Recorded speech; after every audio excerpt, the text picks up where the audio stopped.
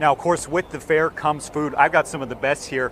Fried potatoes. They cover them with cheese. That should be really good in between shows here. Looking forward to that. KOMU8's Garrett Jones is live from the mall with more details. Garrett? Now, mall management did not say who that potential buyer is, but says that information could be released in the near future. I'm here on a levee in Carroll County. This is put in place specifically to protect communities like Carrollton and their farmland. This right here is floodplain. It's okay to retain some water. But here on my right is where the real problem lies. You can see just how much water has crossed over the top of this levee and poured onto the farmland.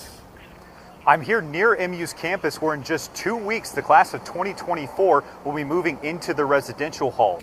KOMU8's Garrett Jones joins us here in the studio with news of an all-time first. There's still no details on where the hives might be, but they're painted white and numbered.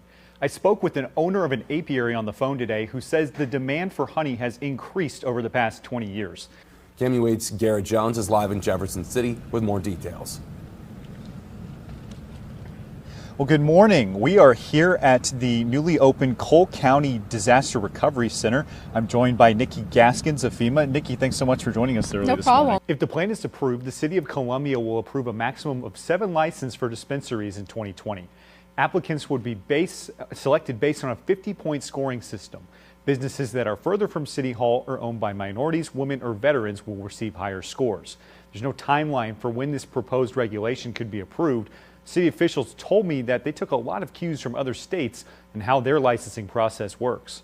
The City of Columbia has several cooling centers open. KOMU8's Garrett Jones is live this morning in Columbia to tell us about it.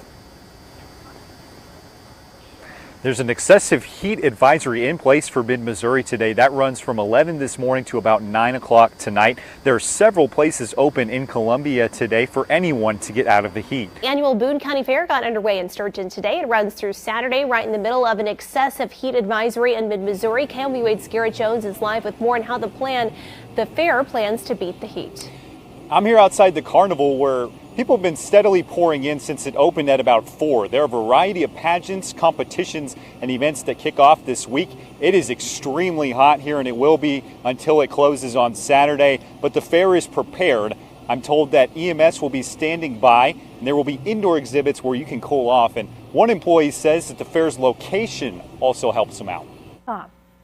After flooding from heavy rains over the past year, the Missouri River levee system is more vulnerable now than ever. The levees aren't fixed. There could be more flooding.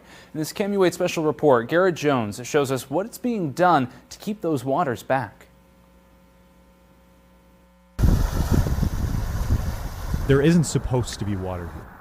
The water levels in the Missouri River have risen drastically over the past year as a result of an extremely rainy season. The Missouri River is one of the country's longest.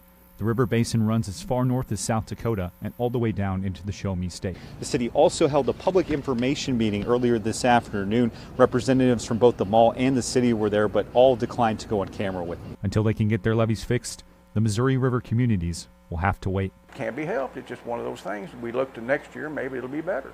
You know, it's all we can do. We don't eat steak. We eat a little bit less than steak now. Reporting in Carrollton. In Sturgeon, in the studio, in Columbia, Garrett Jones, KOMU8 News.